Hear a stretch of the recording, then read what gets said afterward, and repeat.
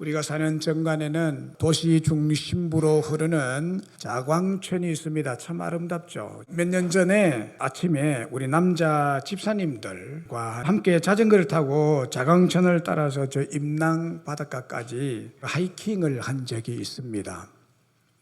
아침에 시원한 공기를 가르며 자전거를 타고 서로 앞서거니 뒤서거니 하며 달리는 기분이 너무 행복했습니다. 그리고 자광천과 푸른 산을 바라보면서 참 좋다, 참 아름답다 라는 기분을 가지고 자전거를 탄 적이 있습니다. 그런데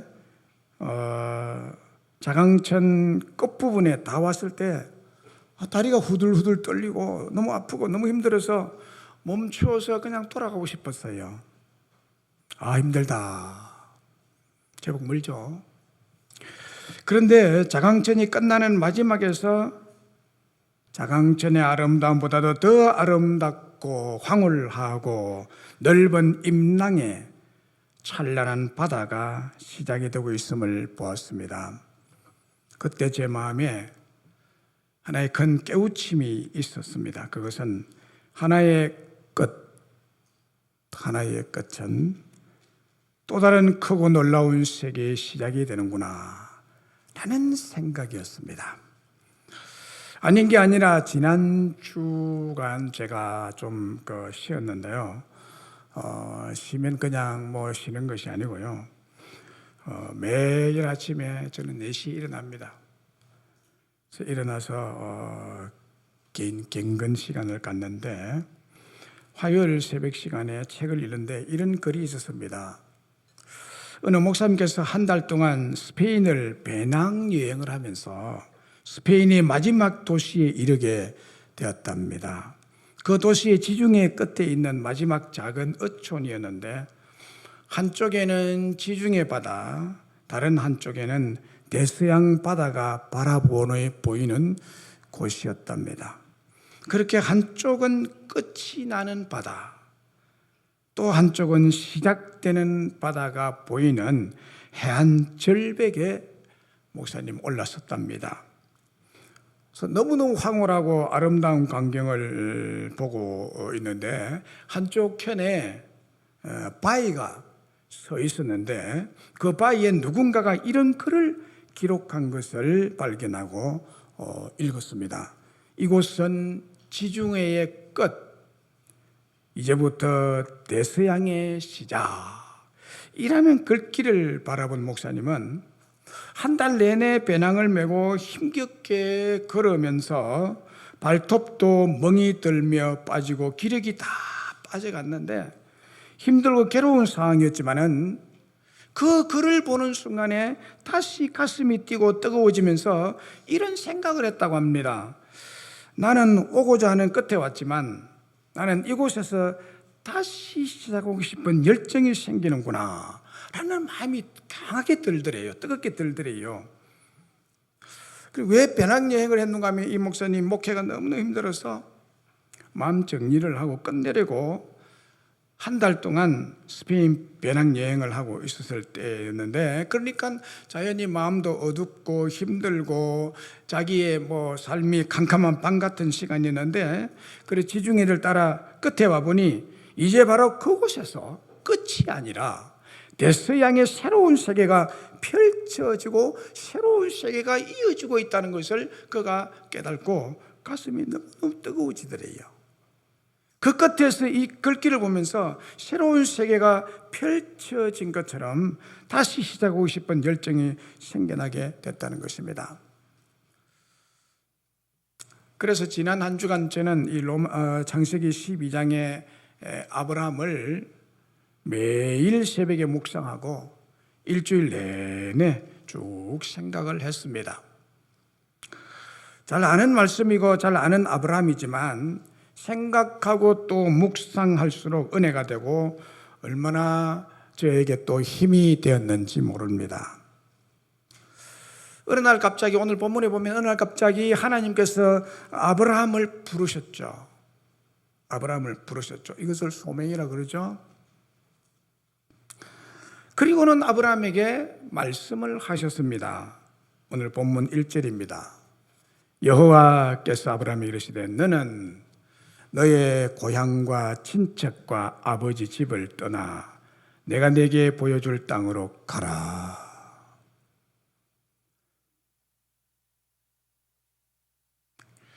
여호와께서 아브라함에게 이르시되 너는 너의 친척과 고향과 아버지의 집을 떠나라. 그리고 내가 네게 보여줄 땅으로 다시 출발해라. 그 말씀이죠. 이 말씀 속에는 너무나 중요한 우리의 인생의 영원한 운명이 달린 지침이 주어지고 있습니다. 인생 지침입니다. 그 지침은 하나님의 부르심은 세상과 육신, 죄와 불신, 심판과 저주의 끝을 내시고 반면에 구원과 믿음, 형통과 건강, 행복과 축복을 주시는 하나님과의 새로운 친밀한 관계의 시작을 말씀하고 있습니다. 아브라함의 고향과 친척과 아버지 집, 이걸 떠나라. 그게 있으면 안 돼. 이걸 떠나라는 것입니다. 그러면 고향과 친척, 아버지 집이라는 뜻이 뭐예요? 이 말은 아브라함의 세속적인 삶,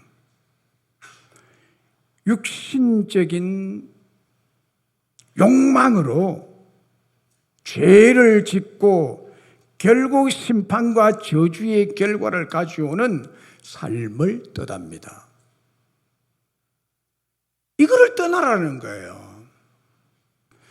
이것을 떠나라 하신 것은 이런 삶, 심판과 저주, 망하는 삶, 지옥의 삶, 비참한 결과를 가져오는 그런 삶을 청산하고 끝내라는 뜻이에요. 그리고 내가 네게 보여줄 땅으로 가라 라고 말씀했는데, 이게 하나님의 말씀, 이것은 내가 네게 보여줄 땅으로 가라는 것은 새로운 시작을 하겠다, 너의 인생의 새로운 시작을 하겠다는 뜻이에요. 하나님은 아브라함에게 그의 인생 끝을 내시고 새로운 시작을 하시는 이 말씀에서 똑같이 우리들의 인생에도 개입을 하십니다. 적극적으로 개입하십니다. 개입하셔서 한편의 삶을 끝내시고 또 다른 인생의 삶을 시작하시는 하나님이십니다. 그래서 오늘 본문은 오늘 예배에 참석한 우리 모두에게 주시는 하나님의 음성, 하나님의 말씀인 줄로 믿습니다. 오늘 우리에게 주시는 구체적인 말씀이 뭡니까?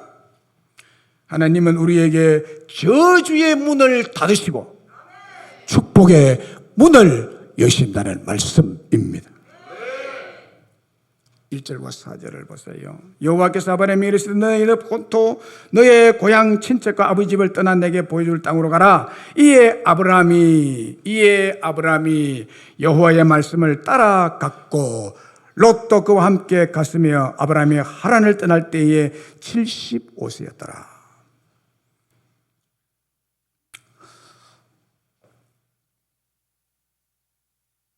너의 고향과 친척과 아버지 집. 여러분 지금 뭐 이런 곳에서 살만합니까? 별일 없이요?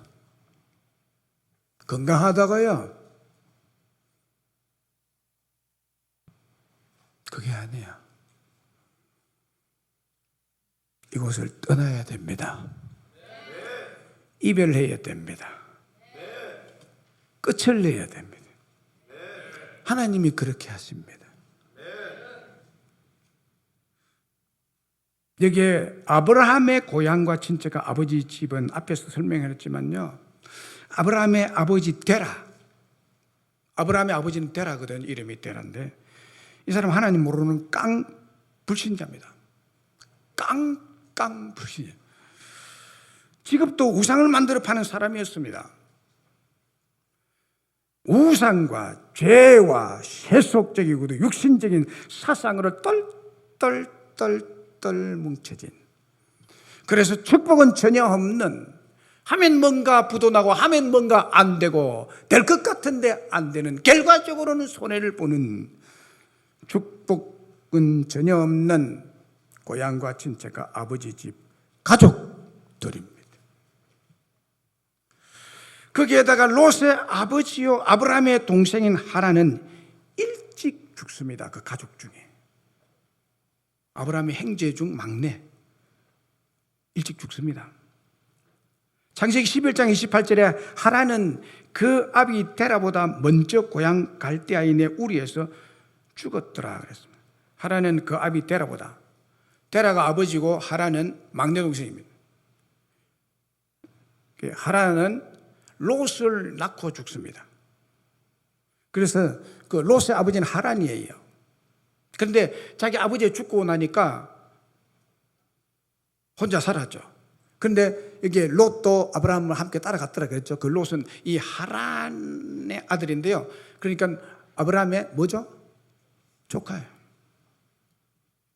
자, 이 말씀은요, 이 말씀이 주는 어떤 이미지가 있습니다. 상징적인 이미지가 있는데 그것은 뭔가 하면 아브라함의 집안에 어떤 좋지 않은 저주스러운 심판이 있다는 것을 알려줍니다. 어떻게 자식이 먼저 죽어요? 이건 뭔가 심판이 있다는 거예요. 그 가문에. 하나님은 아브라함에게 이런 운명에서 떠나라고 하십니다. 내가 너의 이런 저주스러운 운명을 끝내겠다. 그리고 축복과 행복이 보장된 새로운 땅, 즉 하나님이 약속한 가나안 땅으로 가라고 하셨습니다.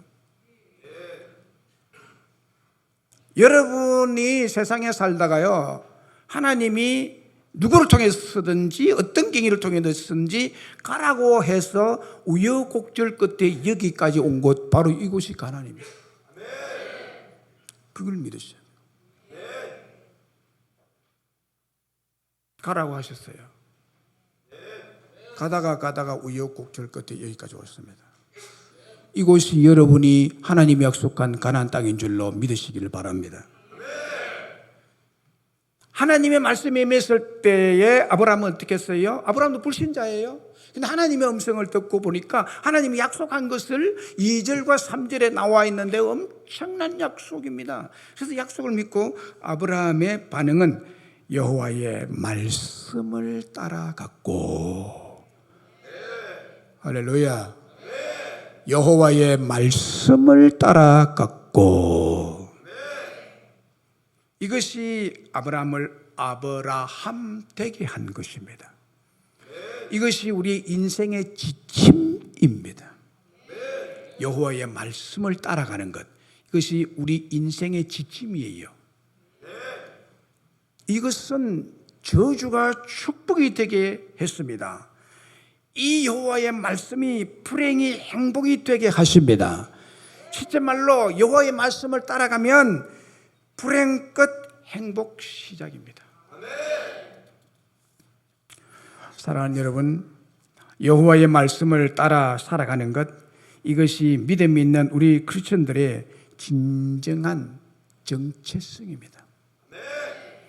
여러분됨의 정체성이 뭔 줄 압니까? 바로 하나님의 말씀을 따라 살아가는 겁니다.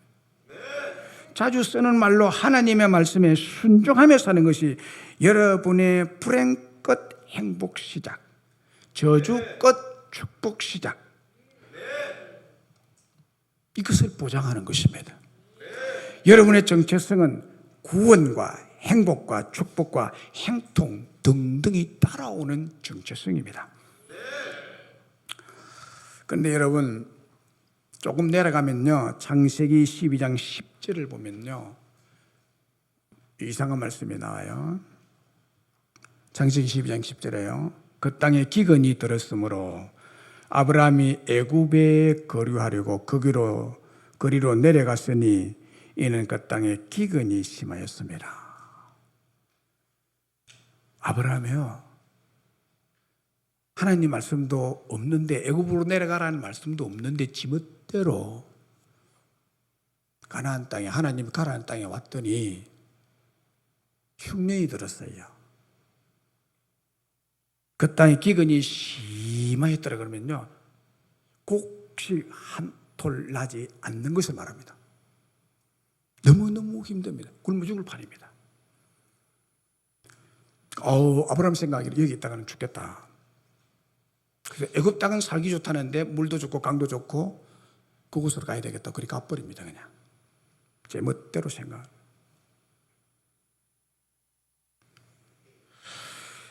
이 창세기 12장 10절에는 아브라함이 여호와의 말을 따라갔고 란 대원칙이 없습니다. 아브라함의 약속한 땅인 가나안 땅이 기근이 들고 흉년이 들고 살기 힘들게 되었습니다. 그래서 육신적인 생각에 자기 멋대로 결정을 하고 하나님의 사인도 없는데, 하나님의 말씀도 없는데 자기가 여러 행편과 사항을 분석해 보니까 애굽으로 떠나는 것이 맞다. 그래 떠나는 거예요. 힘들죠. 하나님 약속한 땅에 가나안에 흉년이 들었으니 힘들죠. 그래서 육신적인 생각에 여기 있다가는 다 굶어 죽고 인생 끝이다. 하나님의 약속도 뭐 온데간데 없네, 안 되네. 흉년이 들었는데 무슨 축복이고 큰 민족을 이루고 너가 복덩어리가 되겠다. 복이 있어야 무슨 복덩어리가 되지 뭐. 흉년이 들었는데 복이 되겠다고. 굉장한 불안한 마음이 생겨났습니다. 두려운 마음이 생겨났습니다. 그래서 하나님께서 말씀하지 않은데도 불구하고, 하나님의 말씀이 임하지 않은데도 불구하고 하나님의 말씀을 따라가지 않고 지 멋대로 결정하고 분석해서 애굽으로 내려가는 것이 이 기근을 피하는 최선의 길이라고 생각합니다.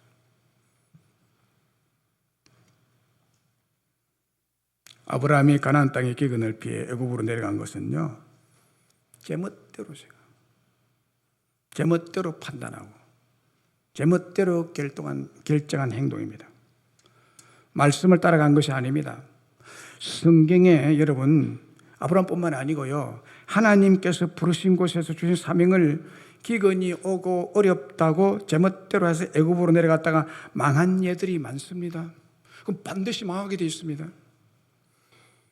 그 아브라함이 그 대표적인 예예요. 약속의 땅에 기근이 올 수 있습니다. 시험이 올 수 있습니다. 어려움이 올 수 있습니다. 기근이 와서 그래서 힘들다고 피하여서 애굽으로 내려가서 아브라함이 어떻게 됐어요? 자기 아내 사례를 빼앗기고 맙니다. 그 다른 남자에게 빼앗기면 이건 죽음이죠. 가정 파탄이죠. 다른 남자가 다른 여자를 취해도 이건 가정 파탄이죠. 하나님께서 그래도 지켜주어서 퍽 다행스러웠지만, 안전이 보장되었지만요, 보통 우리들을 이렇게 하면 하나님이 그렇게 구출 안 해줍니다. 당합니다. 여러분, 하나님이 부르신 곳이 사명지입니다. 그곳에 기근이 와도 흉년이 와도 어려움이 와도 시험이 와도 가면 안 돼. 갈 수 있죠. 누가 막을 수 있습니까? 그러나 거기에 하나님의 심판이 기다리고, 뭐 하나님 심판 안 해도 여러 사람들이 그냥 잡아가고 그러겠죠.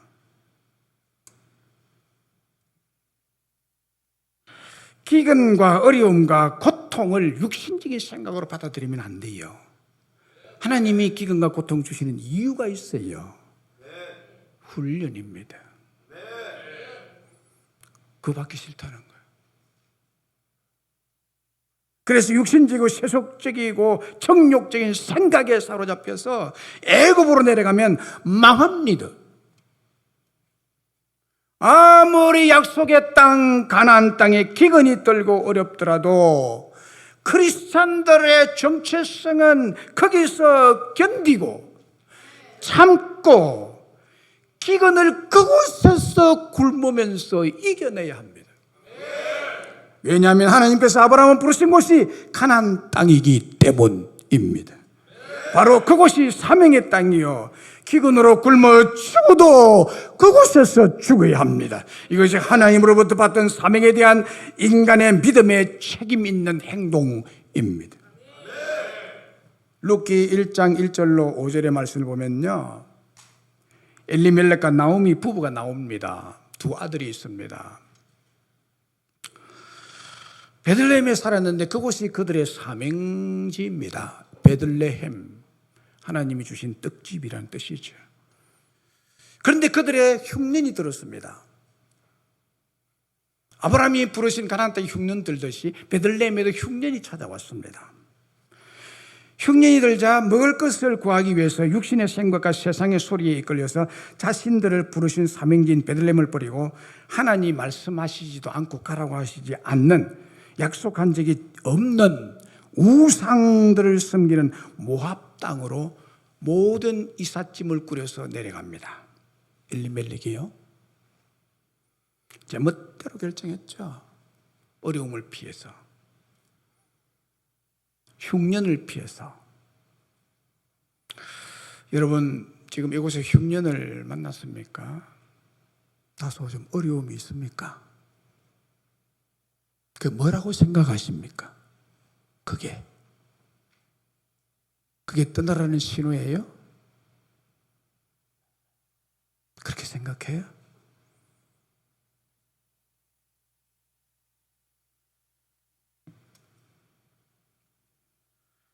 이 엘리멜렉이 두 아들을 데리고 자기 아내 나오미를 데리고 가산을 다 정리해서 살기 좋다는 흉년이 없는 모압 땅으로 내려갔습니다. 내려가는 처음에는요, 순풍에 돈 딴 듯이 얼마나 좋았는지, 모압 땅이요,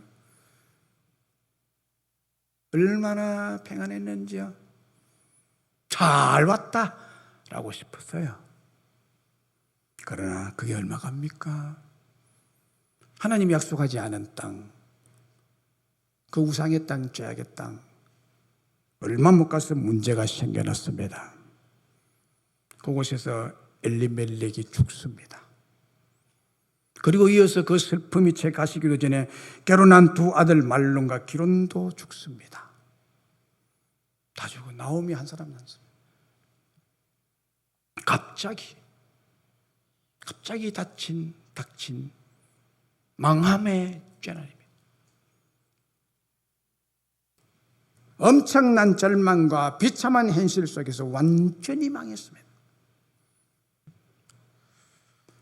사람들이 마주하게 되는 기근과 시험, 고통과 절망이란 우리가 살아가면서 다 만나는 인생의 문제 중에 하나죠. 다 만나죠. 이때 우리 인생에 마주대하는 기근이 있고 시험이 있고 고통과 절망의 문제가 닥치게 되는데, 이때의 인간의 마음속에 언제나 누구든지 두 가지 음성이 들립니다. 두 가지 음성이에요.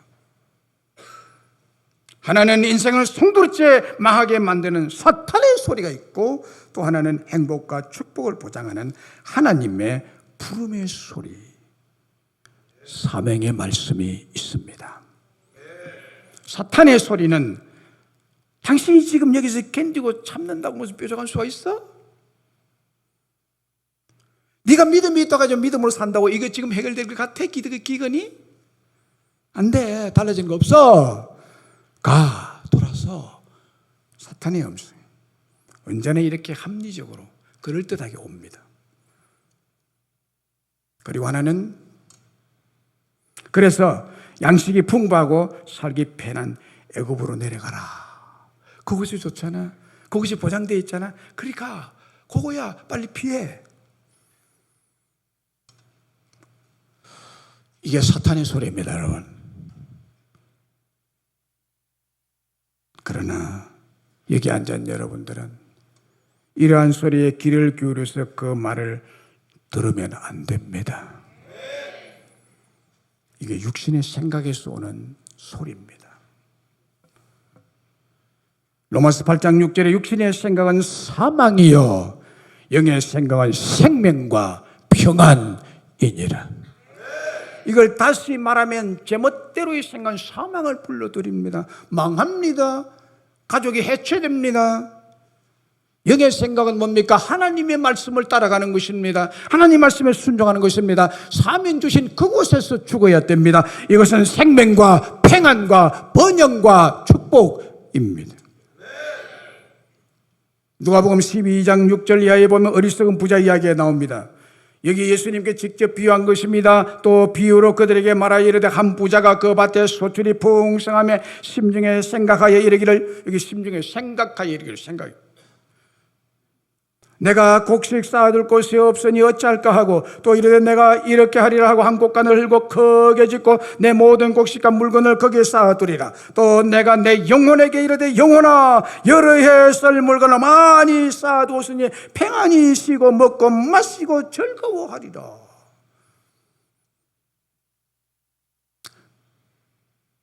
이 사탄의 소리를 듣는 부자에게 하나님이 이렇게 말합니다. 어리석은 자여, 오늘 밤에 네 영혼을 도로 찾겠다. 그러면 네 준비하는 것이 누구의 것이 되겠느냐? 자기를 위해 재물을 쌓아두고 하나님께 대해 부여하지 못한 자가 이와 같으리라. 여러분, 우리의 인생이요, 여러분의 손에, 여러분의 머리에, 여러분의 어떤 것에 달려있지 않습니다. 하나님의 손에 달려 있습니다. 하나님이 죽이기도 하고 살리기도 하시고 거두어가시기도 하시고 주시기도 하시는 분이 하나님이십니다. 우리 모두는 유한한 짧은 인생을 살아가는 것입니다. 그래서 누가복음 12장 20절에 보면 바로 그날 밤이라고 했습니다. 바로 그날 밤이 옵니다. 어리석은 부자는 하나님이 사명으로 주신 목표 설정과 계획이 전혀 없는 사람입니다. 우리 인생은 하나님이 주신 삶입니다. 여러분이 살고 싶어서 이렇게 사는 것이 아니에요. 그걸 아셔야 돼요. 하나님 모르니까 그냥 내가 사는 것이라고 생각하시겠죠? 그러니까 여러분, 우리가 이 생을 살아가면서 쉬고 먹고 마시고 즐기는 거가 아니에요. 어떤 사람은 돈이 붙으면 그냥 백화점을 안방 떠나듯 아니에요. 그러면 못 써요.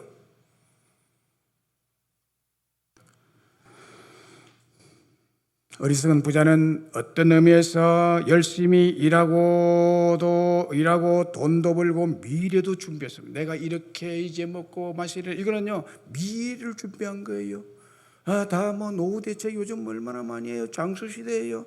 평균 수명이 80세예요. 이 어리석은 농부는 풍년이 자신의 노력으로 잘 된 것으로 착각했습니다. 그 어떻게 자기 노력으로 되는 거예요? 하나님 비 한 방울 안 주면 되겠어요? 그런데 하나님 모르는 사람은 자기 노력으로 된 것이라고 생각해요. 착각이죠. 또 물질로 영혼의 평안을 얻을 수 있다고 또 착각했습니다. 돈만 있으면 다 된다고 생각해요.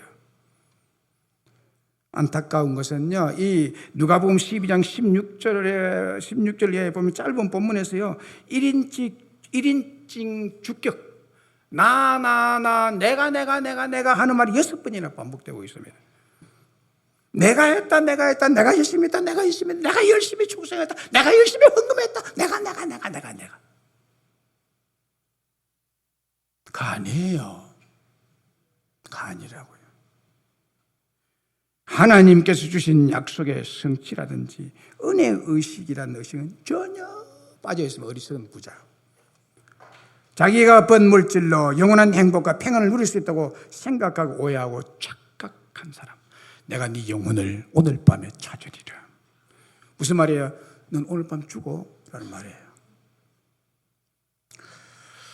존 웨슬리가 그리스도인이라면 열심히 돈을 벌어라. 그리고 최선을 다해서 최선을 다해라. 이것이 성경의 진리다라고 말했습니다. 저는 옳다고 생각합니다. 열심히 돈 벌어야 됩니다. 최선을 다해 피땀을 흘리며 돈을 벌어야 됩니다. 또 그렇게 안 사는 사람이 어디에 있습니까? 다 그러죠. 정도의 차이는 있지만. 그 다음에 존 웨슬리 한 말이 더 중요합니다. 열심히 돈을 벌고 최선을 다해라. 이 말보다 더 중요한 말이 있어요. 하나님의 뜻대로 살아가며 하나님을 우선순위에 두라. 이거예요. 할렐루야. 이 두 말을 붙여야 완전한 문장입니다. 다시 말하면 하나님께서 부르신, 하나님께서 콜링한 사명감을 가장 우선순위에 두고 삶을 살아야 된다는 거예요.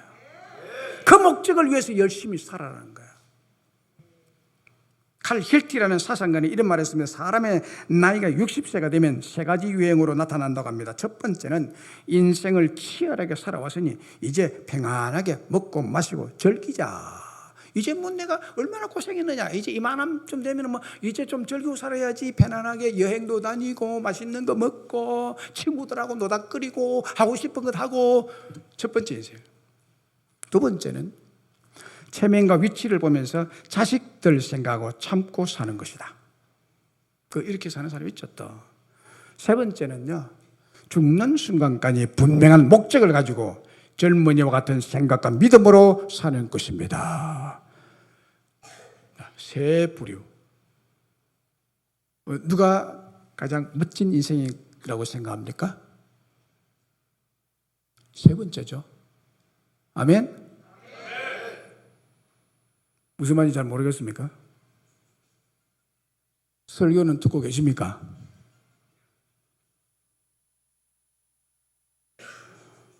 세 번째, 죽는 순간까지 분명한 인생의 목적을 가지고 젊은이와 같은 생각과 믿음으로 사는 것이다. 할렐루야. 그렇게 살아야죠.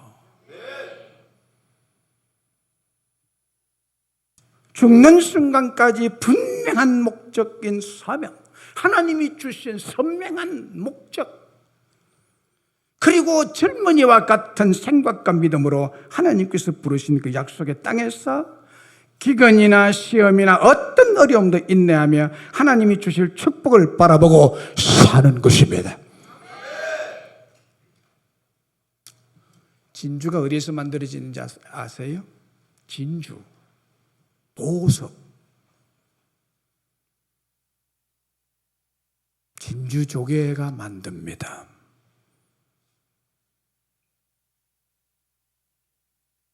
세상에 모래알을 품고 괴로워하기를 원하는 조개가 어디 있겠습니까? 그러나 조개 안에 원치 않는 모래알이 하나 탁 들어갑니다. 그 고운 살결에, 조개 살결에 팍 박힙니다. 그 모래알 때문에 조개는 쓰라린 몸부림, 모래 한 알로 괴로운 시간을 거쳐야 됩니다. 그거를 몸부림치고 견디다 보면 그것이 아름다운 진주가 되는 것입니다. 마찬가지로 우리가 살아가면서 겪어야 하는 사건보다 더 중요한 것은 그 사건을 해석하고 고통스러운 시험이나 기근을 참아내는 능력이라고 생각합니다. 예수 믿는 우리는 오늘은 재수가 없어, 오늘은 재수 없는 일을 만났어, 오늘 재수 없는 인간을 만났어, 이런 말을 쓰면 절대로 안 됩니다. 재수가 어디 있어요? 재수가. 예수 믿는 우리에게는 재수가 없어 기근이 들고 시험을 만나는 것입니까?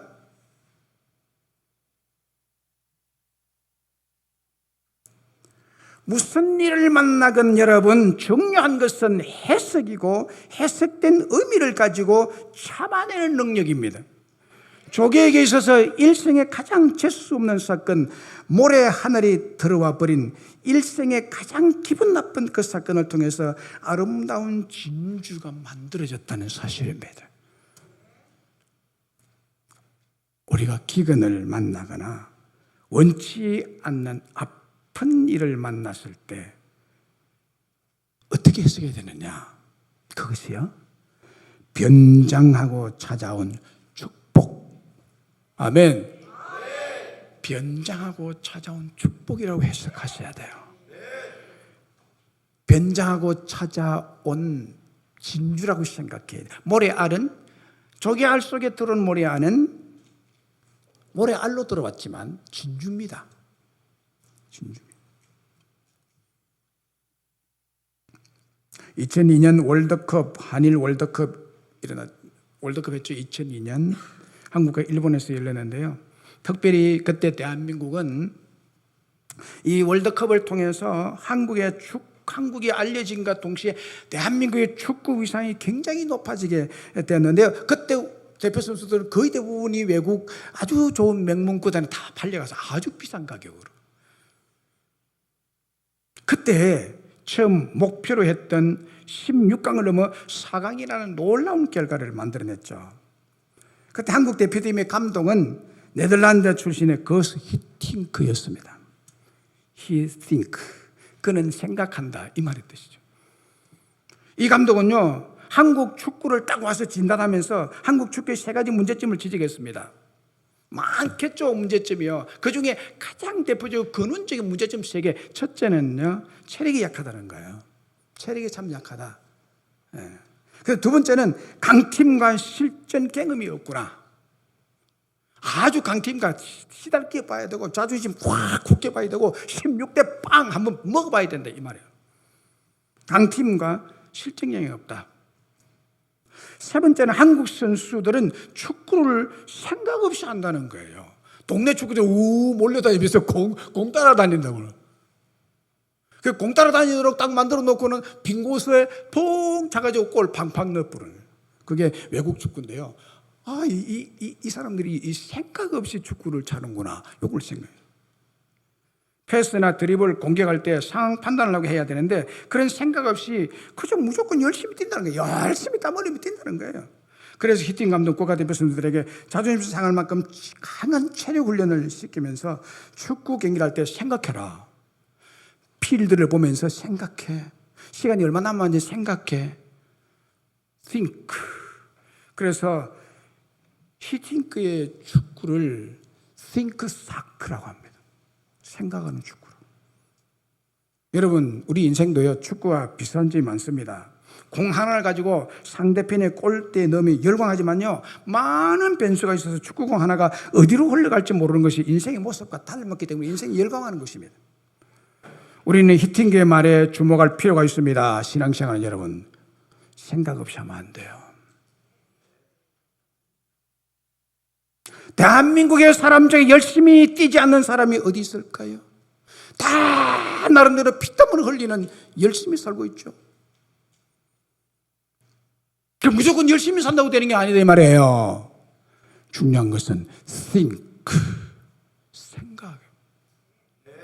열심히 뛰면서도 하나님께서 부르시는 것, 사명이 무엇인지, 하나님이 내게 말씀하신 것이 무엇인지 생각하며 달려야 된다는 거예요. 복된 사람, 지혜로운 사람은 말씀을 주야로 묵상하고 영의 생각을 많이 하는 사람입니다. 영의 생각을 많이. 여러분, 특별히 코로나 이후 살아가는 우리는요, 우리 자신의 인생과 방향을 하나님께서 기뻐하시는지, 나의 행동과 계획이 하나님의 뜻과 주신 사명이 일치하는지에 대해 깊이 생각하며 가야 됩니다. 내가 하는 결정, 하나님께 기도하고 하나님의 말씀을 듣고 응답받고 하는 것이냐, 아니면 내 마음, 내 멋대로 판단하고 요로 조건이 돼서 돌아선다. 애굽으로 내려가는 거죠.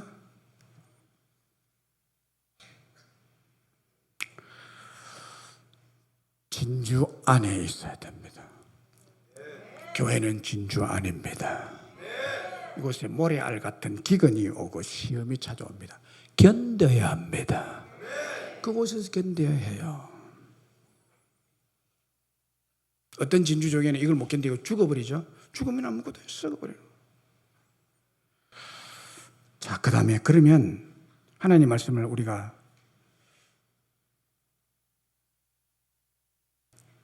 어떻게 들을 수 있나요? 이 하나님 말씀 어떻게 들어요? 어디서 들을 수 있나요? 영적 지도자를 통해서 구원과 축복의 말씀을 들을 수 있습니다.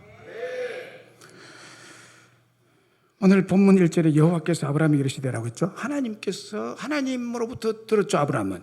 오늘날은 여러분 이렇게 역사하지 않습니다. 하나님이 여러분 직접 말씀하지 않아요. 그 계시는 끝났습니다. 여러분 종료됐습니다. 왜냐? 성경이 완성됐기 때문에. 성경 하나님 하신 말씀 다 했습니다. 그럼 지금은 여러분들이 어떻게 말씀하시느냐? 영적 지도자 이 목사를 통해 여러분들에게 구원 얻을 말씀을 주신다는 사실이에요. 근데 엉뚱한 데서 자기가 들었다고 하거든요. 아니에요. 사도행전 11장 14절에 그가 너와 네 온 집에 구원받을 말씀을 네게 이르리라. 이게 결정적입니다. 여러분. 하나님은 구원받을 말씀, 사명의 말씀을 천사를 통해서 말씀하지 않습니다. 꿈을 통해서도 말씀하지 않습니다. 이 현장에서 설교자인 목사를 통해서 말씀하십니다. 여러분. 이거를 들으셔야 됩니다. 이곳에서 하나님의 음성을 들으셔야 돼요. 설교 중에 하나님의 음성을 들으셔야 돼요. 이방인 고넬료 집에 사도 베드로를 통해서 그가 전하는 구원받을 말씀을 들으라고 했습니다. 천사를 통해서 말한 거예요. 뭐 천사 자기가 직접 말하지 왜 이럴까? 하나님 하시는 방법입니다. 하나님 천사를 통해서 구원의 메시지 전하지 않습니다. 세우신 사도 베드로를 통해서 들으라고 했습니다. 오늘 마찬가지입니다. 이 교회에서 설교자로 가르치는 자를 영적 지도로 세운 이 목사의 설교를 통해서 여러분들에게 구원받을 말씀, 축복의 말씀, 사명의 말씀을 주시는 거예요.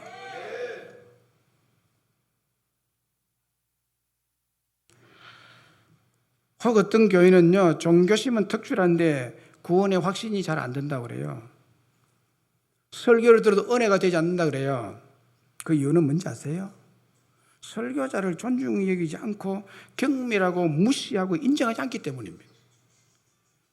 기근이 들거나 시험이 들거나 어리석은 부자처럼 교만해서 하나님을 알지 못하기 때문에 그렇습니다.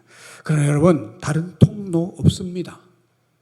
여러분에게 구원 얻을 만한 말씀, 축복 얻을 만한 말씀은 이 목사를 통하지 아니하고는 없습니다.